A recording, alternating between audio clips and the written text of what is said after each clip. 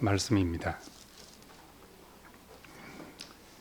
전체는 한번 개인적으로 다 읽으시고 사도행전 11장 19절에서 26절까지 읽겠습니다.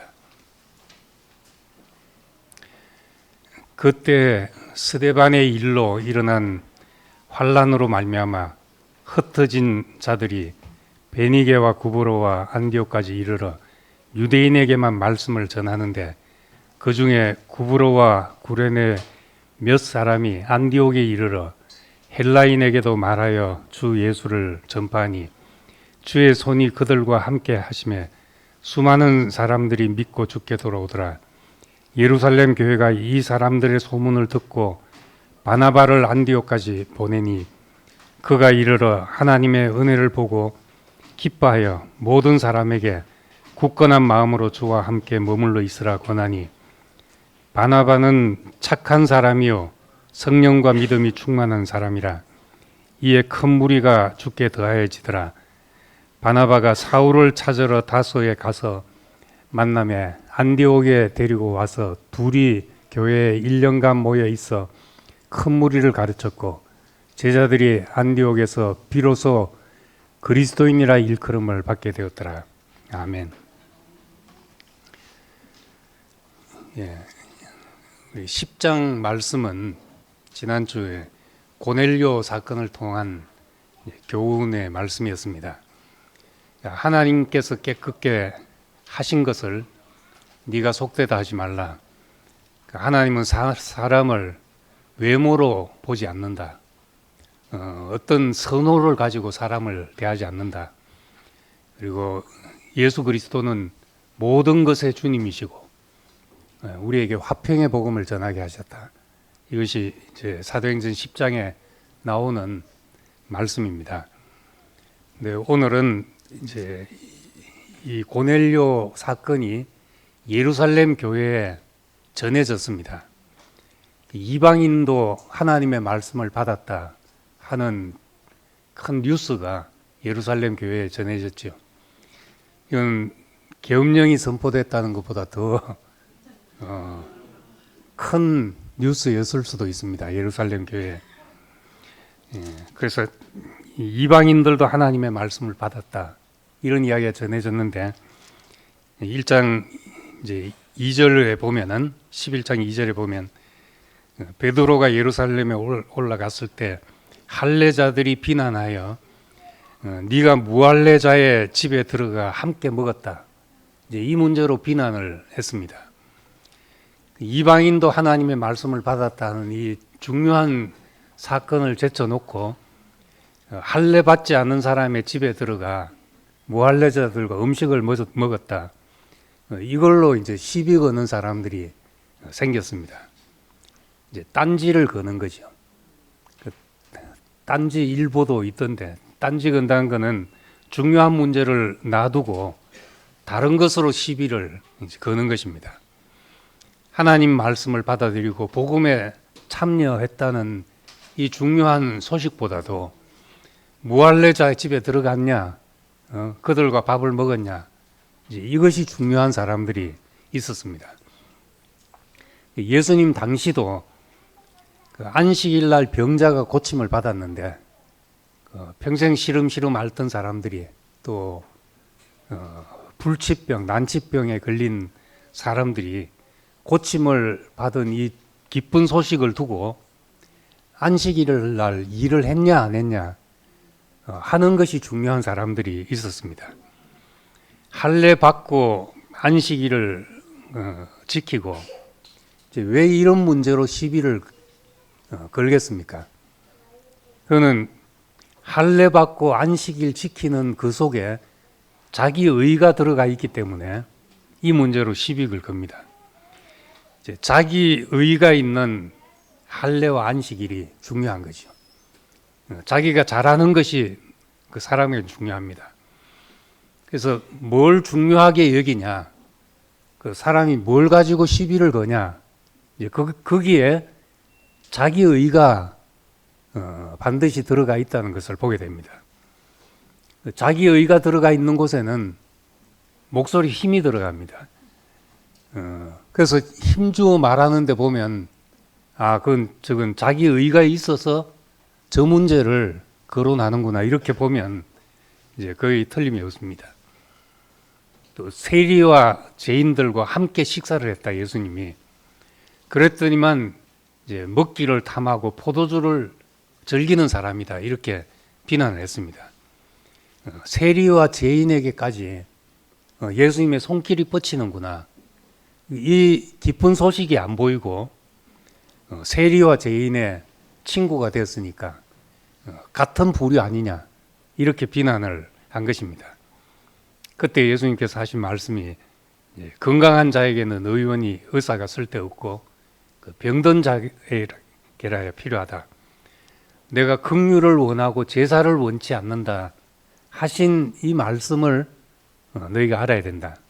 나는 의인을 부르러 온 것이 아니라 죄인을 부르러 왔다. 이제 이런 말씀을 하시게 됐습니다. 죄인들이 긍휼을 입는 이 은혜로운 광경이 안 보이고 얼마나 잘 차려 먹고 있냐 하는 이런 문제만 보였던 겁니다. 우리 교회는 이제 다행히 이런 분들이 없어가지고 즐겁게 먹고 마시고 얼마나 잘 먹냐 이런 문제로 시비를 안 걸지만은 혹시 그런 분이 있으면은 이제 딴지의 여왕이라든지 딴지의 총수라고 이제 별명을 붙이면 됩니다. 이 문제에 대해서 이제 베드로는 4절부터 17절까지 10장에 있었던 내용을 가지고 설명을 합니다. 하늘로부터 환상을 보고 소리를 듣고 고넬료를 만났다. 고넬료가 나를 불러서 찾아가게 됐다. 근데 고넬료가 하나님의 말씀을 받아들이고 변화되는 것을 봤다. 그래서 요한은 물로 세례를 주지만 너희는 장차 성령으로 세례를 받을 것이다 하는 예수님이 하신 말씀이 생각이 났다는 겁니다. 고넬료를 보고. 그러면서 하나님이 우리에게 주신 은혜를 그들에게도 베푸는데 내가 누구기에 감히 하나님을 맡겠냐 이렇게 말하니까 사람들이 잠잠해졌다는 겁니다. 하나님이 은혜를 베풀고 있는데 내가 이방인이다 아니다 이 문제 가지고 하나님이 하시는 일을 맡겠냐 성령을 맡겠냐 이제 그렇게 말했습니다. 이제 이것으로 잠잠해지고 이 고넬료 이야기는 예루살렘 교회에 기본적으로는 이제 납득이 됐죠. 불만을 가진 사람들은 여전히 불만을 갖겠지만은 그렇게 됐습니다. 그래서 하나님이 하시는 일을 누가 맡겠냐? 우리도 이제 그렇게 생각을 하죠. 사도행전 5장에 보면은 가말리엘이 그렇게 말합니다. 제자들이 활동을 보고 유대인들이 저들을 어떻게 처단해야 되지 않겠냐 하니까 가만두자. 저것이 사람에게서 난 것이면 오래 못 간다. 무너질 것이다. 그런데 만약에 하나님에게서 난 것이면은 우리가 오히려 하나님을 대적하는 사람이 되는 것이 아니냐. 두고 보자 이렇게 말했습니다. 이 베드로도 하나님이 하시는 일을 보고 내가 가진 관념으로 내가 믿는 믿음으로 그걸 막을 수 없다. 내려놓는 이제 그런 태도를 보게 됩니다. 조금 이제 다른 문제로 우리는 이 순종이라는 문제를 한번 다시 생각해 보게 됩니다. 하나님은 이제 절대 주권을 가지신 분입니다. 그렇기 때문에 이제 구약에서 순종이 가장 중요한 미덕이 되었습니다. 하나님 앞에서 우리가 순종한다.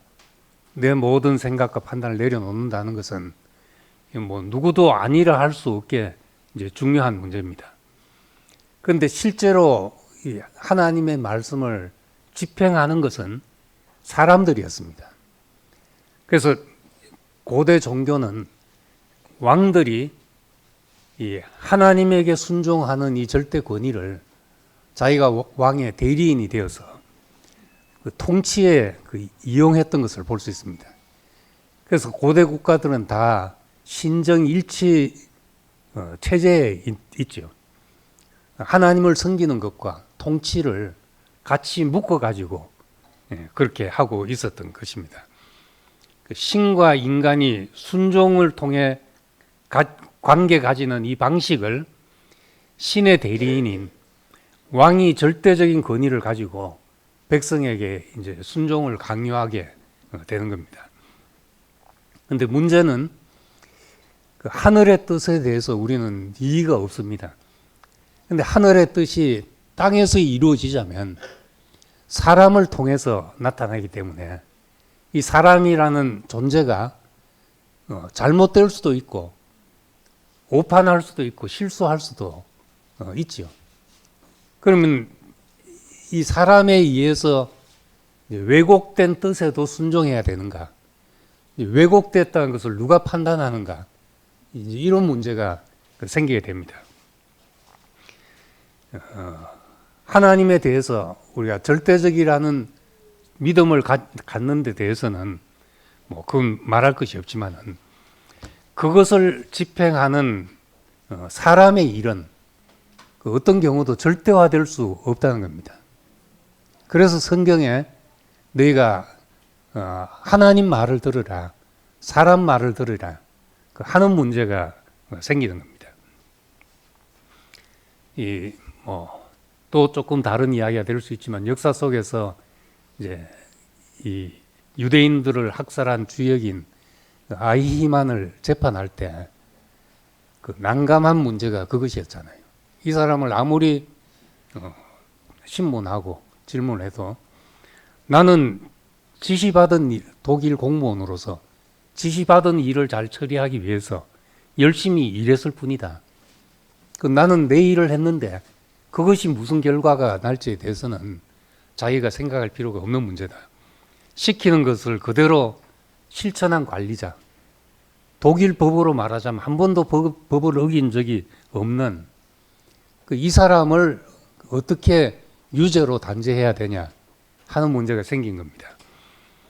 한 번도 법을 어길 줄 모르는 어긴 법이 없는 사람이지만은 좀 다른 사람 처지를 생각할 줄 모르는 이 무능이 정제되었던 거죠. 그래서 전체주의가 통하자면 생각하지 않은 인간을 만들어야 됩니다. 그래서 정치를 하기 위해서 사람들의 관심을 생각을 안 하게 만들기 위해서 스포츠에 열광하게 하는 거죠.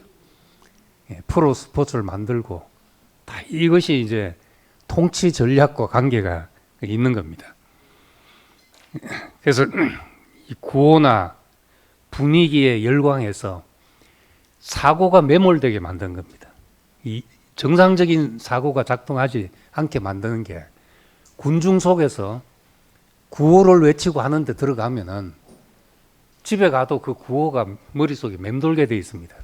그 단순한 말은 저처럼 이렇게 뭐 30분씩 40분씩 설교하는 말은 집에 가면 무슨 말 했더라 하지만은 제가 한마디 뭐 혁명하고 내가 한마디만 한 10분 동안만 외치도 집에 가면 그 말이 계속 맴돌게 돼 있죠. 그래서 이제 단순한 구호로 사람들의 사고를 정지시키는 겁니다. 군중들 속에서. 그렇게 해서 스스로 생각할 수 없는 사람을 만들고 영혼 없는 공무원들을 만드는 거죠. 난 시킨 대로 했다. 그러고 많은 공무원들이 만든 겁니다. 신념도 없고 뭐 물어보니까 별 악의도 없는데 왜 그랬냐 물어보면 아무 악의가 없어요. 그 사람한테는. 근데 과연 그런가? 과연 악의가 없고 생각이 없는가? 사실 들여다보면은 다 자기 이권에 개입된 부역자들입니다. 자기 이권이 없이 그렇게 할 수가 없어요. 정말 내 이권과 관계없이 생각하면 정상적인 사고가 작동하죠. 그래서 성경에 분명히 순종하라는 말이 있는데 이걸 뒤집어서 생각하면은 우리 보고 왜 순종하라고 하는가? 순종 안 할 선택을 할 수 있기 때문에 순종하란 말을 하는 겁니다. 그 말은 하나님이 우리에게 자유의지를 주신 것이죠. 선악과를 먹지 말라 이렇게 말씀한 것은 먹을 수도 있기 때문이라는 겁니다. 왜 먹을 수 있냐? 하나님이 그렇게 지어놓은 것이죠. 흙으로 사람을 지으시고 그 코에 생기를 불어넣으시니 산혼이 되었다. 우리 옛날 성경에는 생명이 되었다 이렇게 했고, 최근에 이제 산혼이 되었다. 좀 더 이제 나가면 그냥 살아있는 호흡하는 존재, 생물이 되었다. 그래서 인간이 뭐냐? 그냥 생물인가? 혼적인 존재인가? 영적인 존재인가? 뭐 다 생각할 수가 있습니다. 생물학자들은 인간을 뒤져보면 모든 정신의 형상도 물질로 다 설명이 가능합니다. 어떤 물질이 많아가지고 저러고 있다. 그래서 요즘 정신과에는 뭐 길게 이야기 들을 필요 없이, 길게 설명해 줄 필요 없이 정세 듣고 약을 처방하면 됩니다. 물질로 정신이 통제되기 때문인 거죠. 그러니까 생물이 됐다. 그 코에 생기를 불어넣으시냐. 그것도 말이 되고, 혼이 되었다도 말이 되고, 영적인 존재라는 것도 말이 다 됩니다. 어쨌든 우리를 왜 이렇게 지었다고 말하는가? 하나님이 그 코에 생기를 불어넣었다고 말씀하신 것은 하나님과 호흡할 수 있는 존재인 겁니다. 하나님과 관계를 가질 수 있는 존재. 그러니까 영혼이 있어야 되죠. 정신이 있어야 되는 겁니다. 우리가 인격이라고 말하는 것은, 우리는 또 이제 인격이라는 말을 원래의 의미로 돌아가서 생각하면 지정의를 가진 존재를 말합니다. 지는 우리의 정보를 받아들여서 정보를 받아들일 수 있는 기능, 정은 그것을 느끼고 판단할 수 있는 기능이 우리에게 있습니다. 그리고 의는 내가 거기서 내가 선택하고 결단해서 그 다음엔 우리 행동이 나오는 거죠. 이렇게 우리의 행동이 로봇처럼 움직이는 것이 아니라 내가 어떤 정보를 받아들여서 판단해서 내가 행동할 수 있는 그런 존재로 지어놨기 때문에, 그래서 우리를 살아있는 네페시 하야라고 말하는 이 산 존재가 되게 하신 겁니다. 하나님 앞에 살아있는 존재가 되게 하신 겁니다. 그러니까 건강한 인격을 가졌다는 것, 건강한 인격을 가졌다는 것은 이 기능이 잘 작동하는 거죠. 정보도 요즘은 한쪽 정보만 계속 듣고 있으면 이 정보가 제대로 들어오지 않습니다. 그래서 지금 시대 제일 중요한 문제는 정보의 질을 얼마나 잘 선택할 수 있냐 하는 것도 중요하죠. 계속 듣다 보면은 한쪽으로 치우친 정보만 듣게, 지금은 인터넷이 그렇게 알고리즘으로 우리한테 제공하기 때문에 거기에 대한 분별력도 있었죠. 내가 누구로부터 이야기를 듣냐. 그래서 그 디모데 전서 그 3장에 보면은 네가 누구에게서 배운 것을 알며, 옛날 개역 한글 성경에 그렇게 번역되어 있습니다. 네가 누구에게서 배운 것을 알며 듣고 있는데 이 정보가 어디서부터 왔는지를 알아야 된다는 겁니다. 하나님의 말씀은 늘 자신이 누구인지를 말씀하고 있습니다. 그런데 이제 그 사탄 또는 이 하나님의 선택 밖의 계열을 보면은 활 쏘는 자라는 말이 나옵니다. 요한계시록까지 활을 들고 활을 쏘는 자라는 말이 나오는데, 가인도 활 쏘는 자 있고 에서도 활 쏘는 자 있고 계시록에도 활을 쏘는 자가 나옵니다. 활은 숨어서 쏠 수 있는 거죠. 자기 정체가 드러나지 않고도 쏠 수 있는 겁니다. 그러니까 보면 이 정보가 어디서 났는지를 봐야 되죠. 내 속에 만약에 어떤 정보가 들어와서 분노와 미움이 막 들끓게 된다. 그럼 이게 어디서부터 와야 되는지를 근본적으로 봐야 된다는 겁니다. 네가 누구에게서 배운 것을 알며 그런 말씀입니다. 그리고 건강하게 느끼고 건강하게 판단할 수 있는가? 내가 하는 행동이 다른 사람에게 가서 내가 하는 말이나 행동이 그리고 다음 세대에 이것이 뭐가 될지까지 생각할 수 있어야 우리가 건강한 이 지정의를 가진 사람이 되죠. 그리고 이제 건강한 판단과 아름다운 선택이 거기서 나오게 되는 겁니다. 우린 이제 이 동양적인 사고로 가다 보면은 이제 운명, 내가 할 수 있는 것보다 정해진 게 많다는 생각을 많이 하게 됩니다. 예, 근데 성경에 보면은 이 아름다운 판단 이야기가 많거든요.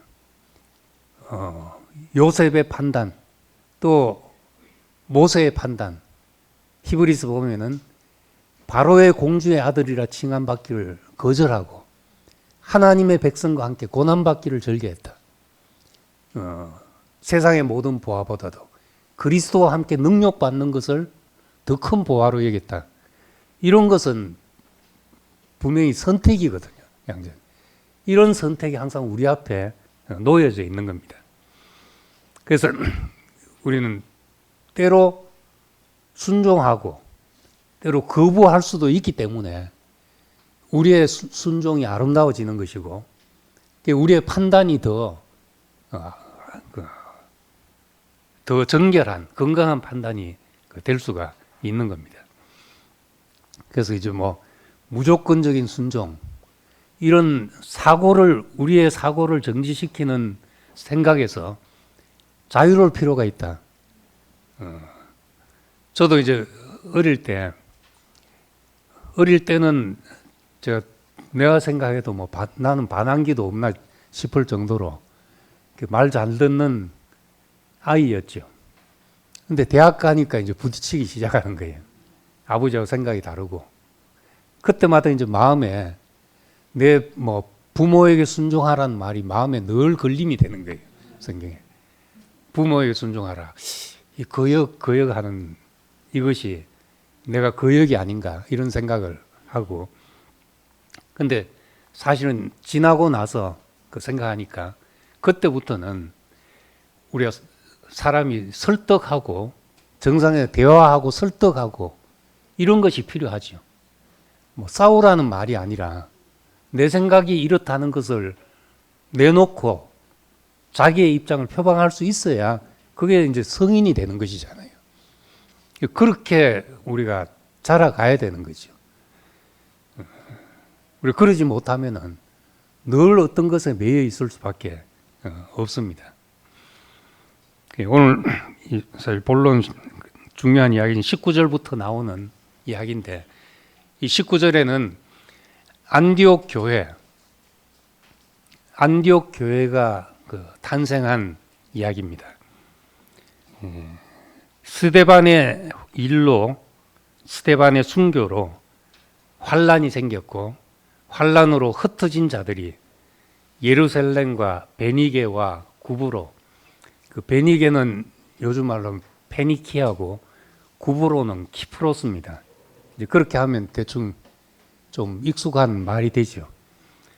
안디옥에까지 이르러 처음에는 유대인에게만 복음이 전파되다가 헬라인에게도 이제 복음이 전해졌습니다. 이 헬라인에게도 전해졌다는 이야기가 예루살렘 교회에 들리니까 예루살렘 교회에서 이제 바나바를 파송하게 됐죠. 지금 이 11장 19절부터 나온 이야기가 예루살렘 교회가 예루살렘 교회에서 시작해서 안디옥 교회로 지금 중심 이동을 하고 있는 그런 장면입니다. 안디옥 교회가 여기서부터 이제 선교의 중심지가 되었습니다.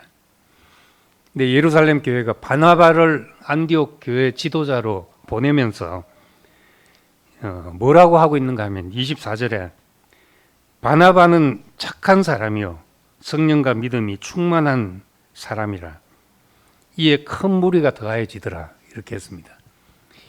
그 착하다는 말이 왜 여기 나오는가? 뭐 세상에 착한 사람 늘렸잖아요. 근데 왜 바나바는 착하기 때문에 이렇게 하나님께서 이 사람을 통해서 일하신다고 말하는가? 여기서 말하는 착하다는 게 뭔가 하는 거죠.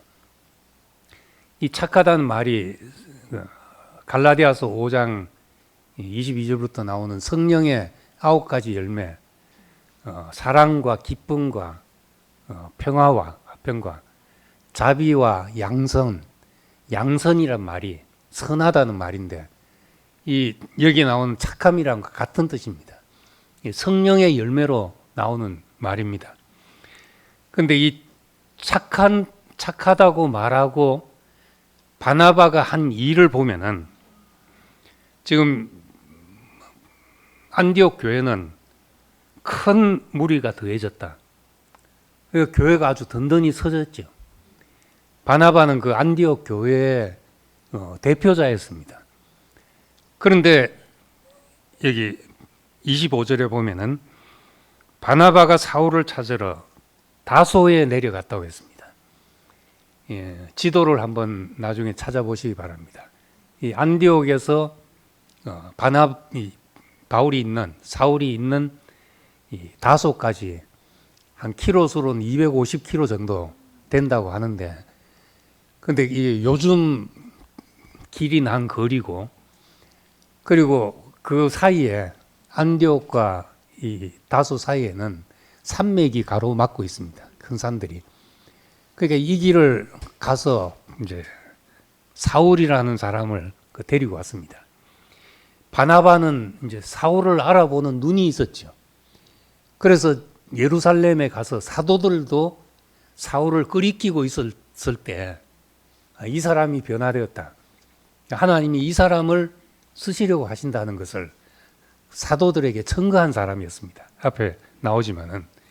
그리고 또 이 안디옥 교회를 하면서 사람들이 모여드니까 이게 나 혼자서 될 수 있는 일이 아니구나 하는 걸 알고 이 250km를 가서 사울을 데리고 와서 함께 1년 동안 큰 무리를 가르쳤고, 이제 여기서부터 안디옥에서 비로소 그리스도인이라의 일컬음을 받게 되었더라.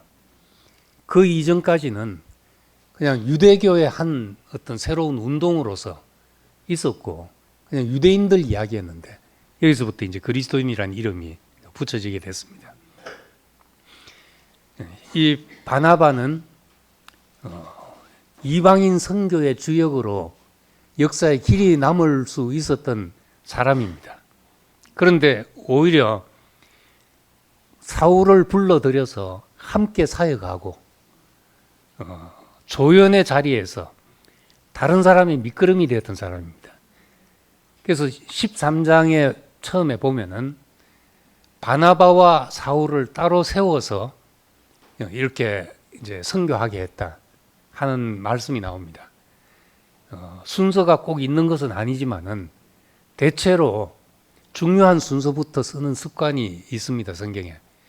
그래서 앞에는 바나바와 사울 이렇게 언급했는데 13장 뒤로 가보면은 이제 사울이라는, 바울이라고도 이름하는 사울이라는 말이 나오고, 그 다음에는 바울과 바나바 13장 후반부터 그렇게 이야기합니다. 이 말은 중심이 바뀌었다는 말입니다. 이제 바나바는 주연이 아니고 드라마 중반부터 갑자기 조연이 된 것입니다. 이 사도행전에 나오는 가장 빛나는 조연이 바나바가 아니었나. 사도들에게 다리를 놔주고 이방인들에게 이 바울을 불러서 다리를 놔준 사람입니다. 요즘 세상 말로는 착하면 손해본다는 거죠. 노약자라는 것이 노련하고 약삭 빠른 사람이 노약자잖아요.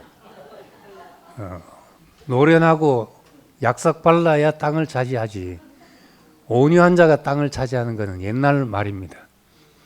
예. 이런 시대인데 어쩌면 바나바는 늘 손해보는 사람이었습니다.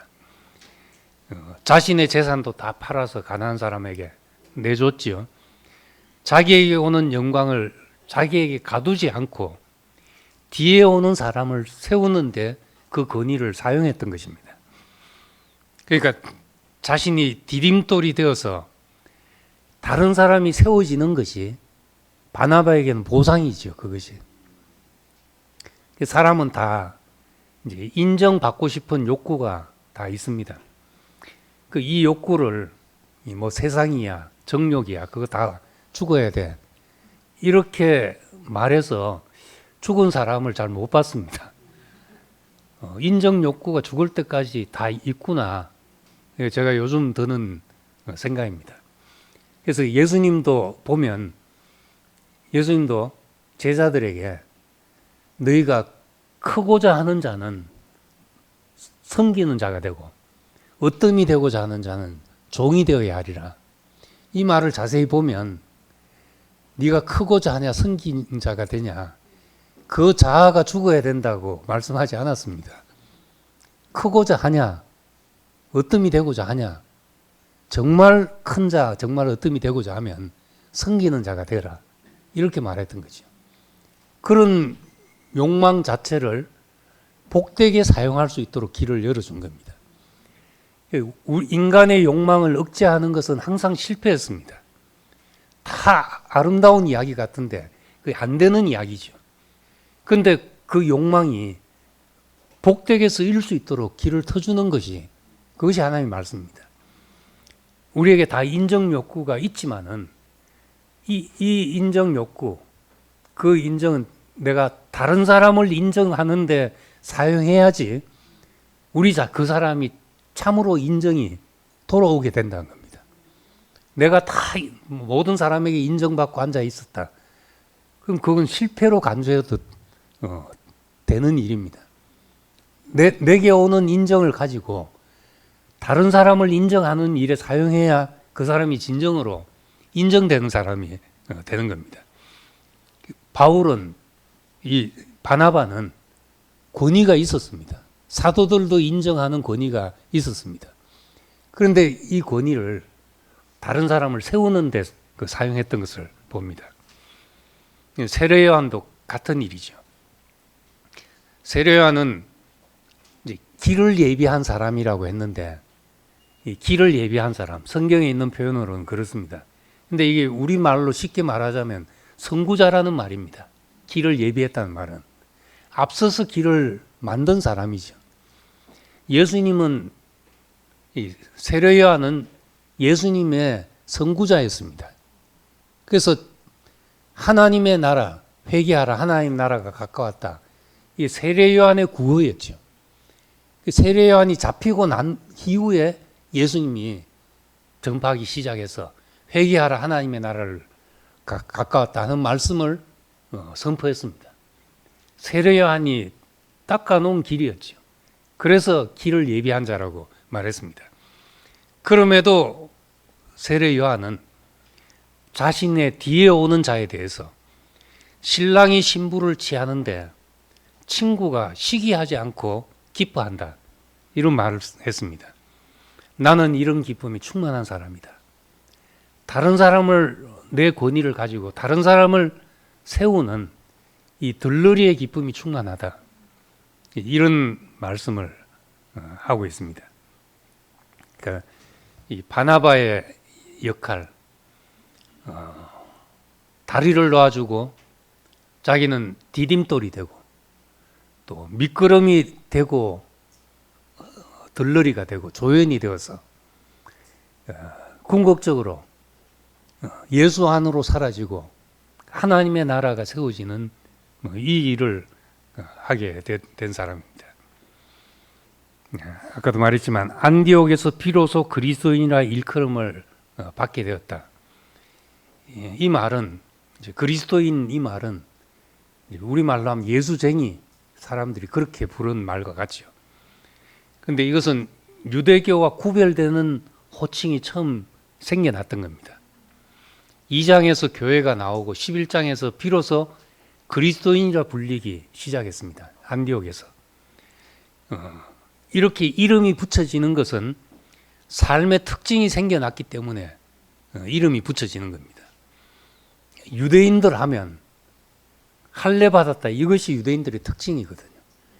그래서 박해 때도 유대인을 구별하는 방법은 발가 벗겨보면 아는 거죠.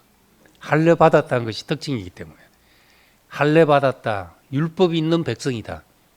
이것이 특징이었는데 이제 그리스도인의 특징, 여기 와서 전혀 다른 특징이 생겨나게 됐습니다. 소유를 자기 것으로 여기지 않는 사람.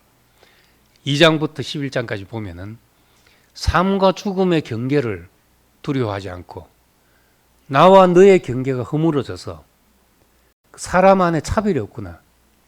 왜 이 안디옥에서 비로소 그리스도인이라 불렸는가?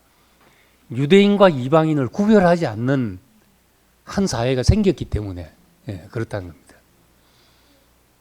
이번에도 이제 한국 일에 대해서 이제 국내 뉴스는 머리 아프니까 외국에서 이런 일을 논한 걸 보니까 이 한국 사회 그 어떤 단일한 성질로 그 통일된 그런 사회, 동질성이 강한 사회라는 겁니다. 미국이나 이제 유럽에 비하면 유럽도 100년 전에는 어느 학자가 하는 이야기인데 자기 어릴 때 시골에는 백인들밖에 볼 수 없었다는 거예요. 그런데 지금 사회는 지금 런던이나 뭐 유럽 사회는 오만 인종들을 다 볼 수 있는 사회가 됐고 미국은 더더욱 그런 사회가 됐다. 이 그 동질성이 없이 다양한 성질이 섞여 사는 이 사회는 문제가 많은 것 같지만은 그 많은 문제 속에서 그 진짜 귀한 가치가 거기서 생겨난다는 거예요. 동질성으로 된 사회는 이건 잘 되는 것 같지만은 여기서는 이제 무서운 배타가 생긴다는 거예요. 동질성. 그 얘가 이제 히틀러가 유대인들을 그 미워하고 정죄하고 했던 것이 지금 서구 사회는 또 동질성을 추구하면서 이슬람을 미워하게 만든다는 거예요. 이슬람을. 그러니까 이 정치고 뭐 사회고 어떤 적을 만들어서 미워하게 해야 단합이 잘 되거든요. 예. 우리도 지금 뭐 어느 쪽이든 뭔가 막 미움이 싹 터가지고 분노가 일어나는 것은 그런데 내가 휘말리고 있다고 생각을 해야 되는 겁니다. 이 다양성이 얼마나 사회를 건강하게 만들고 문제도 많고 하지만 인간으로 하여금 생각하게 하고 그런 것을 이제 보여준다면서 이 동질성이 강한 사회가 결국 자식 낳기를 싫어하고 이게 다 연관이 돼 있다 하면서 그런 진단을 하는 걸 봤습니다. 근데 이 안디옥 교회, 예루살렘 교회 뭐와 달랐나? 여기서부터 비로소 이방인과 유대인이 함께 모인 것이 시작이 되고 나와 너와 경계가 허물어져서 이제 그야말로 화평의 복음이 시작되게 된 그런 교회가 됐습니다. 그래서 그리스도인이라고 이름이 불려지게 된 것입니다.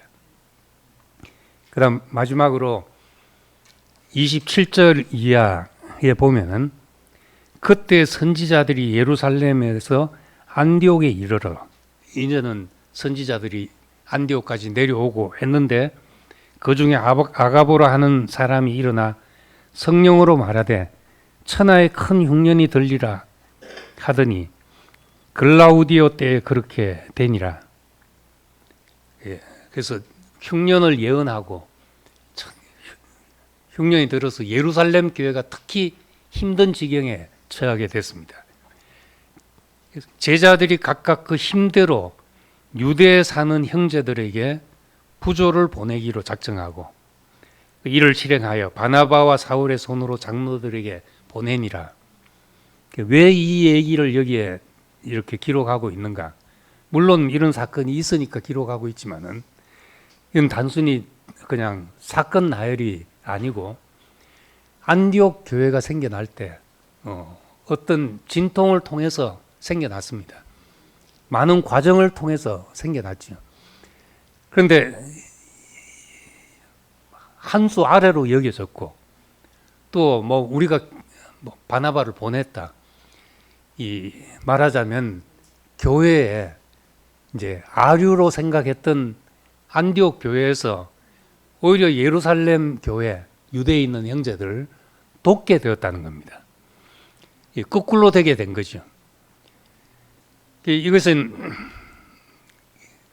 말하자면 우리가 무시했던 사람에게서 은혜가 흘러 들어오게 된 것입니다. 이것이 하나님이 예루살렘 교회를 변화시키는 방법이었습니다. 우리가 무시하던 사람에게서 내가 공궁에 처할 때 그 사람으로 인해 살아날 때 저 사람이 없으면 안 됐구나 하는 걸 그제야 자각하죠. 우리 막내 동생은 정말 안 놀려다가 낳았다고 어머니가 입버릇처럼 이야기를 하고 그리고 태어나서도 죽을 뻔하다가 살아났습니다. 그리고 자라면서도 우여곡절이 많았는데 어머니 부모님이 연로해지시고는 없으면 어쩔 뻔했냐 하는 아들이 또 된 거예요. 이 안디옥 교회도 마찬가지로 뭐 교회를 저래 해야 되냐 말아야 되냐 하는데 오히려 없어서는 안 될 교회가 되었던 겁니다. 그래서 정말 우리가 변하는 것은 내가 저기서 뭐가 나겠냐, 나사렛에서 무슨 선한 것이 나겠냐 하는 것처럼 저 사람에게서 뭐가 나겠냐 했던 사람에게서 하나님의 영광이 나오는 것을 봐야지 우리가 비로소 뒤집어질 수가 있죠. 우리의 관념이 깨질 수가 있는 겁니다. 그래서 하나님은 늘 그렇게 일하시죠. 안 그러면 누구도 우리 생각이 변할 수가 없습니다. 그래서 정말 우리는 늘 이렇게 뭐가 되겠냐 하는 데서 우리는 은혜 받은 사람들입니다. 근데 이 은혜가 또 누군가를 살리는 데 흘러갈 때 이 사도행전 11장 끝에 나오는 이 중요한 사건이 기록된 것처럼 그런 일이 생겨난 거죠. 그래서 환란으로 흩어진 사람들이 안디옥까지 가게 되었고 몇 사람이 헬라인에게도 복음을 전파했고 예루살렘 교회는 비로소 이제 바나바를 구제하듯이 파송했는데 바나바가 사울을 데리고 와서 이제 사도행전의 새로운 시대를 열고 오히려 안디옥 교회가 예루살렘 교회를 거꾸로 돕는 이런 자리에 이르렀던 겁니다. 이 일이 이루어지기까지 헛부려지고 미끄럼이 된 사람들, 이 안디옥까지 이르러서 헬라인에게 복음을 전했던 사람은 이름도 기록되지 않고 있습니다. 이름도 없는 정말 미끄럼이 된 사람들, 디딤돌이 된 사람들, 조연이 되고 다리가 되어준 이 사람들로 인해서 사울이 복음을 전할 수 있게 된 것이니까 이 세상에 누구도 하늘로 뚝 떨어져서 독불장군처럼 설 수 있는 사람은 없습니다. 다 누군가의 은혜의 기초 위에서 우리가 서서 있는 거니까 나는 그 하나님의 경륜 안에, 하나님의 손길 안에 그 한 점 위에 있다고 늘 생각을 해야 우리 자신의 위치가 파악이 되죠. 우리 자신의 좌표가 찍어지고 하나님의 경륜 안에서 우리가 자리매김이 되게 되는 겁니다. 사도행전 11장을 통해서 참 우리의 위치를 이렇게 알려주신 은혜를 감사드립니다. 기도하겠습니다.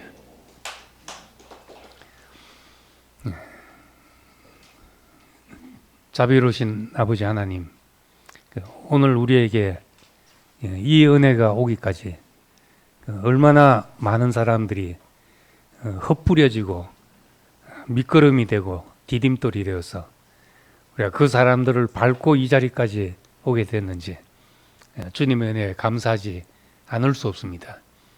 이 하나님이 하시는 일 안에서는 누구도 자고할 수 없고 또 누구도 주연으로 나설 수 없는, 우린 다 그 성령이 하시는 일에 조연으로 살 수밖에 없는 사람입니다. 우리 그렇게 우리 자신을 자리매김하게 할 수 있게 되기를 원하고, 우리가 더 작아지고 더 아무것도 아닌 사람으로도 또 이름도 없이 안디옥까지 내려갔던 이 사람들처럼 또 그런 사람의 한 사람으로 여기지게 되기를 원합니다. 오직 나는 죽고 그리스도만, 우리의 예수의 이름 안에 우리 모두가 다 포함되고 그 안으로 사라지는 사람들이 되기를 원합니다. 예수님 이름으로 기도드립니다. 아멘. 예.